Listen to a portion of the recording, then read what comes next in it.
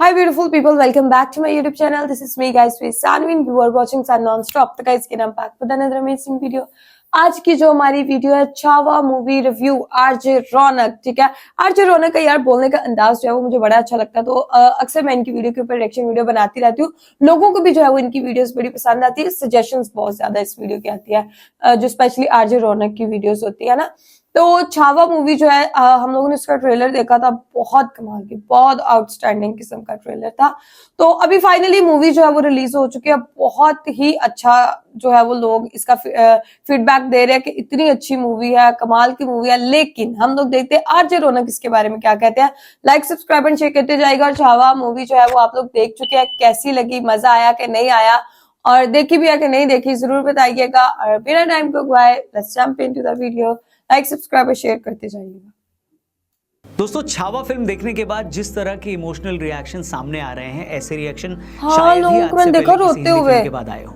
Film खत्म होने के बाद लोग रोते हुए थिएटर से बाहर आ रहे हैं। कुछ लोग अपनी सीट पर बैठे बैठे वहीं रो रहे हैं। छोटे बच्चे फिल्म खत्म होने के बाद जय भवानी और जय शिवाजी के नारे लगा रहे हैं। और खास तौर पर फिल्म के एंड ने लोगों का कलेजा चीर कर रख दिया है। मेरे आंसू अभी तक रुक नहीं पा रहे। फिल्म खत्म होने के बाद हर कोई खुद से दो सवाल बार बार पूछ रहा है। पहला सवाल, अगर हमारे देश में छत्रपति संभाजी महाराज जैसे वीर योद्धा हुए हैं तो हमें उनके बारे में वैसे पढ़ाया क्यों नहीं गया जैसा बाकी मुगल शासकों के बारे में पढ़ाया गया।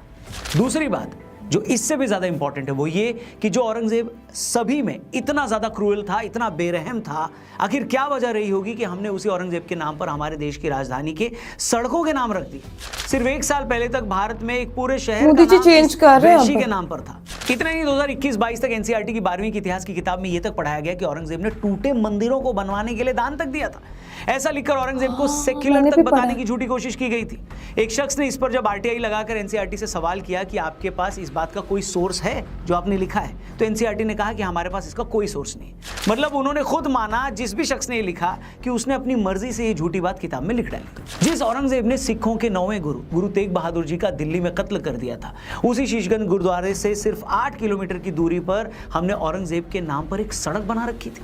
जिस महाराष्ट्र में औरंगजेब ने मराठों पर इतने जुल्म किए, छत्रपति संभाजी महाराज जैसे महान राजा की आंखें नोच ली, उनके जख्मों पर नमक छिड़क कर उन्हें टॉर्चर किया, लोहे के औजारों से उनके नाखून तक उखाड़ लिए, उसी महाराष्ट्र में पूरे के पूरे एक शहर का नाम औरंगजेब के नाम पर था। इससे बड़ा क्राइम और क्या हो सकता है।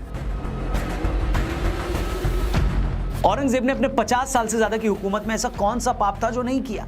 ये वो शख्स था जिसने खुद को शहंशाह बनाने के लिए अपने बाप शाहजहां तक को जेल में डाल दिया, अपने सगे भाइयों मुराद और दारा शिकोह का कत्ल कर दिया। शाहजहां अपने सबसे बड़े बेटे दारा शिकोह को अपना वारिस बनाना चाहता था। दारा शिकोह सूफी आइडियोलॉजी से प्रभावित था, वो हिंदू धर्म ग्रंथों से भी काफी प्रभावित था, यहाँ तक कि उसने उपनिषदों का फारसी में अनुवाद भी किया था। दूसरी तरफ औरंगजेब कट्टर था, उसे दारा शिकोह काफिर लगता था। औरंगजेब ने बाद में सबसे दर्दनाक मौत दारा शिकोह को ही दी थी। निकोलो मनुची नाम का एक इटालियन राइटर उस वक्त दिल्ली आया हुआ था। मनुची ने बाद में अपनी किताब स्टोरिया दो मोगोर में लिखा कि औरंगजेब ने दारा शिकोह को एक बूढ़े और मरियल से हाथी पर बैठाया, उसे गंदे कपड़े पहनाकर पूरे शहर में उसका जुलूस निकाला गया, उस पर कीचड़ फेंका गया। बाद में औरंगजेब के फौजियों ने उसका सिर कलम कर दिया और औरंगजेब का इतने से भी पेट नहीं भरा तो उसने दारा शिकोह का कटा हुआ सर एक थाल में सजाकर अपने बाप शाहजहां को पेश किया।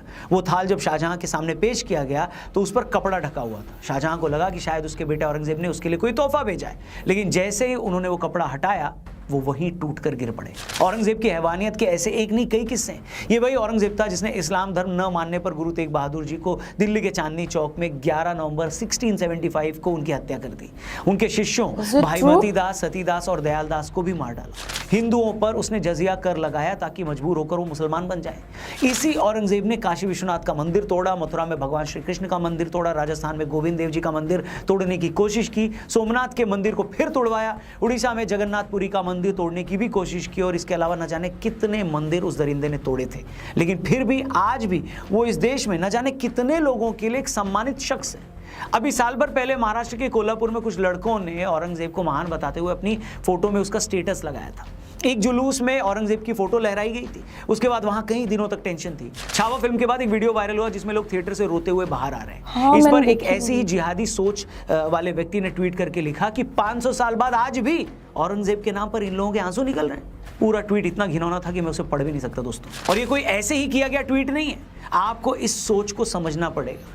आप और हम इसलिए औरंगजेब से नफरत करते हैं क्योंकि वो कितना कट्टर था, कितना वैशी था, उसने गैर मुसलमानों पर कितने जुल्म किए।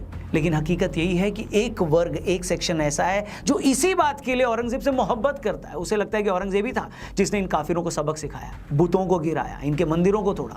मतलब जो जो नीच काम औरंगजेब ने अपनी लाइफ में किए, कुछ लोगों के हिसाब से वो अपने दीन की खातिर वो काम उनके मजहब के हर आदमी को करना चाहिए। और यही सारी लड़ाई है। आप पाकिस्तान को उठाकर देख लो, उन्होंने मुगल इतिहास से जुड़े एक एक वैशी आदमी के नाम पर अपनी बैलिस्टिक मिसाइलों के नाम रखे हुए। जिस बाबर ने हजारों हिंदुओं की हत्याएं करवाई, अयोध्या में राम मंदिर तोड़वाया, उसके नाम पर पाकिस्तान की एक मिसाइल है। जिस महमूद गजनवी ने भारत पर 17 बार हमले किए, सोमनाथ का मंदिर लूटा, न जाने कितने मंदिर तोड़वाए, हिंदुओं के कत्ल किए, उसके नाम पर पाकिस्तान की मिसाइल है। हैरानी की बात यह है कि उसी महमूद गजनवी को भारत में ही रोमिला थापड़ जैसे हिस्टोरियन ये बोलकर सालों तक डिफेंड करते रहे कि अरे वो तो सिर्फ लुटेरा था, उसका कोई कम्युनल एजेंडा नहीं था। सोचिए जरा, ऐसे लोगों ने कितने सालों तक देश की आत्मा को भ्रष्ट किया है, सोच के देखिए। इसी तरह मोहम्मद गौरी, अहमद शाह अब्दाली, जिन्होंने इतने मंदिर तोड़वाए, हिंदुओं के कत्ल किए, लूटपाट की, पाकिस्तान उन्हें भी अपना आदर्श मानता है और उनके नाम पर भी मिसाइलों के नाम रखे गए वहां पर। दोस्तों, प्रॉब्लम सिर्फ ये नहीं है कि कैसे हमारे वामपंथी हिस्टोरियंस, इतिहासकारों ने हत्यारों और लुटेरे मुगल शासकों को हीरो बनाया। इससे भी बड़ी प्रॉब्लम यह है कि इन लोगों ने जानबूझकर भारत के राष्ट्रवादी इतिहास को दबाया, उसे छपने नहीं दिया, या ऐसे लेखकों को ही साइडलाइन कर दिया गया। लेकिन इससे अभी पहले कि वो मैं हो उस रहा है पॉइंट ना, पर आऊं, एक इंपॉर्टेंट चीज जिसके लिए मैं आपको थैंक यू भी बोलना चाहूंगा और एक बार फिर से अपील करना चाहूंगा। दोस्तों, हमारे यहाँ अन्नदान को महादान माना गया, इसलिए महाशिवरात्रि के महा अन्नदान को, जो आदि योगी की प्रतिमा के सामने 26 फरवरी को आयोजित किया जाएगा, अब तक उसमें 18,000 से ज्यादा लोगों ने डोनेट किया है। उन इसीलिए जो है ना, पीएम मोदी ने और आप भी हिस्ट्री की महादेव के बुक्स भक्तों के चेंज अन्नदान की के हैं लिए अगर डोनेट इंडिया करना के चाहें तो अंदर। डिस्क्रिप्शन और पिन कमेंट में लिंक दिया है, डोनेट जरूर करें और अपने दोस्तों से भी वो लिंक जरूर शेयर करें। हर हर महादेव। दोस्तों, वीडियो में आगे बढ़ते हैं। कुछ वक्त पहले हमने मीनाक्षी जैन जी के साथ एक पॉडकास्ट किया था जिसमें मीनाक्षी जी ने बताया कि इंदिरा गांधी सरकार के टाइम जब नसरुल हसन साहब शिक्षा मंत्री बने तो उसके बाद किस तरह नेशनलिस्ट सोच वाली चीजें सिलेबस से हटा दी गई। जादूनाथ सरकार और आरसी मजूमदार जैसे इतिहासकारों की किताबों को लाइब्रेरियों से गायब करवा दिया गया। मीनाक्षी जी ने बताया कि अयोध्या पर जब उन्होंने अपनी पहली किताब लिखी तो उसे छापने के लिए कोई पब्लिशर तैयार ही नहीं हुआ। किस तरह कुछ पार्टियों ने वीर सावरकर जैसे महान कवि और क्रांतिकारी को सिर्फ माफी मांगने वाले आदमी के तौर पर पेश किया। किस तरह भारत के महान क्रांतिकारियों को और भारतीय इतिहास से जुड़ी महान चीजों को या तो बताया नहीं गया या उस पर उतनी बात ही नहीं की गई। और ये कोशिशें मुगल काल से ही शुरू हो गई थी। दोस्तों, हम सभी जानते हैं बख्तियार खिलजी ने जब नालंदा विश्वविद्यालय को जलाया तो उसमें इतनी किताबें थी कि 3 महीने तक विश्वविद्यालय में आग जलती रही।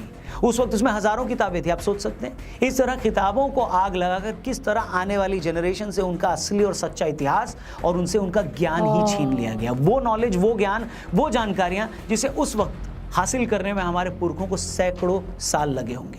और इससे भी शर्म की बात पता है क्या है? इसी खिलजी के नाम पर भारत में सालों तक एक रेलवे स्टेशन भी रहा। अभी तो हम सिर्फ ये जानते हैं कि दुनिया की पहली किताब ऋग्वेद हमने लिखी, दुनिया की पहली कविता वाल्मीकि रामायण हमारे यहाँ लिखी गई, दुनिया का पहला प्रोज यजुर्वेद हमने दिया, दुनिया का पहला व्याकरण जो पाणिनि ने लिखा वो हमने दिया, दुनिया की पहली सोशियोलॉजी की किताब कल्पसूत्र हमारे यहाँ लिखी गई, दुनिया की पहली ज्योतिष की एस्ट्रोनॉमी की जो किताब वेदांग ज्योतिष वो हमारे यहाँ बनी। और तो और जीरो का इन्वेंशन हमने किया, पाई की वैल्यू हमने बताई, स्क्वायर रूट का कॉन्सेप्ट हमने दिया। सोचिए, अगर हमारे अतीत पर, हमारी धरोहरों पर, हमारी यूनिवर्सिटीज पर ये हमले न हुए होते तो आज हम कहां से कहां होते। और एक आखिरी बात दोस्तों, इसी छावा फिल्म में दिखाया गया है कि किस तरह गनोजी शिर्के और कान्होजी जैसे छत्रपति संभाजी के अपने ही लोगों ने उन्हें धोखा दिया और उनकी हार हो गई, वरना शंभू राजे कभी नहीं हारते। अपने लोग ही धोखा देते हैं। जरूरत है कि आज भी देश हमारा भारत जब भी आगे बढ़ने की कोशिश करता है तो हमारे ही बीच कन्होजी शिर्के और कान्होजी जैसे कितने ही लोग छिपे बैठे हैं जो हमें ही हराने की कोशिश कर रहे हैं। ये लोग कभी किसी आंदोलन की आड़ में खालिस्तान मूवमेंट को हवा देकर देश को तोड़ने की कोशिश करते हैं, तो कभी यही ऐसे ही लोग सीए एनआरसी की आड़ में झूठ फैलाकर देश की एक कौम को भड़काकर देश का माहौल खराब करते हैं। ये लोग कभी बांग्लादेश में शेख हसीना की तख्तापलट को सही बताकर भारत में भी ऐसा करने की वकालत करते हैं। इनमें से ही कई लोग हैं जो कभी जॉर्ज सोरोस जैसे अमेरिकी अरबपति से पैसे लेकर भारत के उभरते हुए बाजार को गिराने की कोशिश करते हैं। ये लोग एनजीओ के नाम पर बाहरी लोगों से करोड़ों रुपए चंदा लेते हैं, लेकिन देश के हर काम में अड़ंगा अड़ाते हैं और देश को पीछे धकेलने की कोशिश करते हैं। कुछ के नाम मैंने लिए और कुछ के तो नाम लेने की जरूरत भी नहीं है। दोस्तों, अगर भारत को सच में अपना पुराना गौरव हासिल करना है, अगर भारत को सच में आज के लश्कर तैयबा, आईएसआईएस और अलकायदा जैसे आज के औरंगजेबों से बचना है तो उसे अपने घर में मौजूद इन गनोजी और कान्होजी जैसे लोगों से पहले निपटना होगा। जैसे औरंगजेब की औकात नहीं थी कि वो छत्रपति संभाजी को हरा पाता, उसी तरह भारत को भी कोई तब तक हाथ नहीं लगा पाएगा जब तक हमारे बीच मौजूद गनोजी और कान्होजी जैसे गद्दार काबू में रहेंगे, कंट्रोल में रहेंगे। बाकी वीडियो आपको कैसी लगी और सही लगी हो तो प्लीज इसे अपने दोस्तों से जरूर शेयर करिएगा।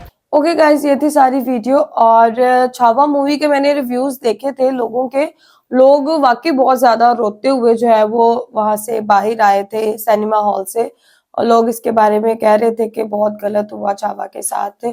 और औरंगजेब का जो है वो मतलब जो चीजें हमें नहीं पता उस मूवी के अंदर उन्होंने दिखाई।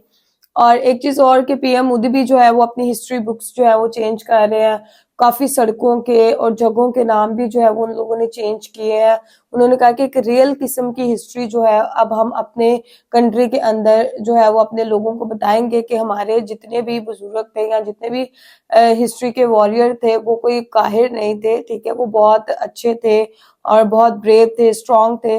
तो उनका मैं पीएम मोदी का जो है वो सारा वो सुन रही थी, वो कह रहे थे कि हम जो है अब रियल हिस्ट्री जो है वो अपनी कंट्री को और पूरी दुनिया को दिखाएंगे कि हमारी रियल हिस्ट्री क्या है, जो कि बहुत एक अच्छा स्टेप है उनके लिए कि मतलब उनकी रियल हिस्ट्री लोगों को पता चलनी भी चाहिए। बाकी छावा देखकर फिर आप लोगों के भी आंसू निकले कि नहीं निकले, इमोशनल हुए कि नहीं निकले, आप लोग इमोशनल हुए कि नहीं हुए जरूर बताइएगा। बिकॉज अभी मैंने तो छावा नहीं देखी, अभी जो है वो शायद ये सिनेमा के अंदर ही है, पाकिस्तान के अंदर तो शायद मेरे ख्याल से लगने भी नहीं देंगे।